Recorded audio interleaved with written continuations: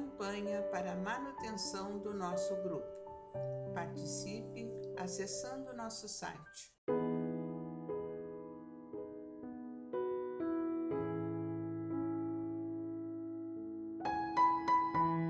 Olá, meus irmãos, olá, minhas irmãs, sejamos bem-vindos ao canal do nosso Grupo Espírita Francisco Xavier. Hoje, dando sequência às nossas reflexões diárias, livro Religião dos Espíritos, capítulo de número 29, que tem como título Versão Prática.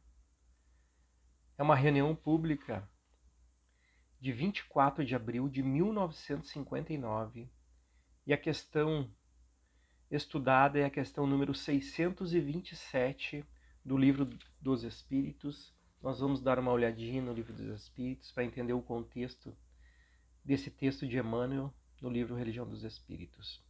Kardec pergunta: uma vez que Jesus ensinou as verdadeiras leis de Deus, qual é a utilidade dos ensinamentos dados pelos Espíritos?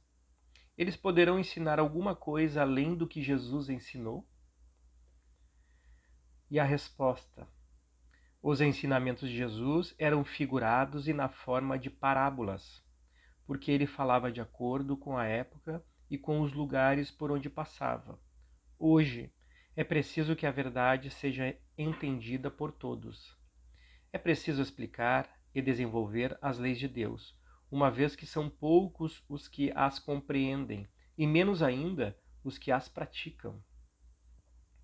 Nossa missão é a de abrir os olhos e os ouvidos de todos para confundir os orgulhosos e desmascarar os hipócritas, ou seja, aqueles que tomam as aparências da virtude e usam a religião para ocultar suas baixezas.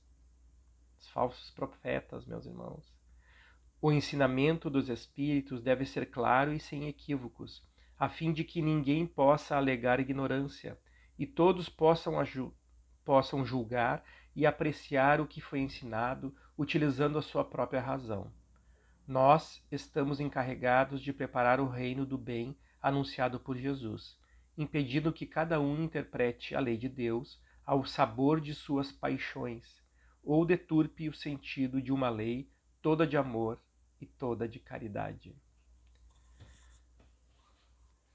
Então agora nós vamos ao texto de Emmanuel, através da psicografia de Francisco Cândido Xavier. Reconhecendo embora a alusão de Jesus aos povos de seu tempo, quando traçou a parábola do festim das bodas, recordemos o caráter funcional do Evangelho e busquemos a versão prática da lição para os nossos dias. Compreendendo-se que todos os recursos da vida são pertences de Deus, anotaremos o divino convite à lavoura do bem em cada lance de nossa marcha. Os apelos do céu, em forma de concessões, para que os homens se ergam à lei do amor, voam na terra em todas as latitudes. Todavia, raros registram-lhes a presença. Ou seja, Deus está em tudo, em todas as oportunidades que nós temos, mas nem todos nós registramos essas bênçãos. Há quem recebe o dote da cultura, bandeando-se para as fileiras da vaidade, quem recolhe a mordomia do ouro, descendo para os antros da usura, quem senhoreia o tesouro da fé, preferindo ajustar-se ao comodismo da dúvida malfazeja, quem exibe o talento da autoridade, isolando-se na fortificação da injustiça, quem dispõe da riqueza das horas, mantendo-se no desvão da ociosidade, e quem frui o dom de ajudar, imobilizando-se no palanque da crítica. Emmanuel aqui nos descreve alguns de nós que temos, muitas vezes virtudes, dons, oportunidades, com uma reencarnação a qual nós temos a mordomia do ouro e nem sempre nos ajudamos e ajudamos o outro. Muitas vezes temos o tesouro da fé e não nos ajustamos, à vida da fé. Vamos mais ao comodismo da dúvida malfazeja, das reclamações, das queixas. Muitas vezes temos a autoridade e isolamos, né, na fortificação da injustiça. Então, muito cuidado, né, meus irmãos, com aquilo que nós temos na nossa caminhada, com os presentes que Deus nos dá, com as bênçãos que nós temos nos nossos lares, nas nossas atividades. Aproveitemos essa reencarnação com muita confiança. Quase todos os detentores dos privilégios sublimes lhes compurcam a pureza, ou seja, mancham a pureza, não dão valor à pureza. Contudo, quando mais se acreditam idenes de responsabilidade e trabalho, eis que surge o sofrimento por mensageiro mais justo, convocando bons e menos bons, felizes e infelizes, credores e devedores, vítimas e verdugos, ao serviço da perfeição. E sacudidos os refolhos do próprio ser, os pobres retardatários anseiam libertar-se do egoísmo e da sombra, consagrando-se, enfim, à obra do bem de todos, em cuja exaltação é possível reter a celeste alegria. Entretanto, ainda aí repontam desditosos espíritos rebeldes, agressivos e ingratos.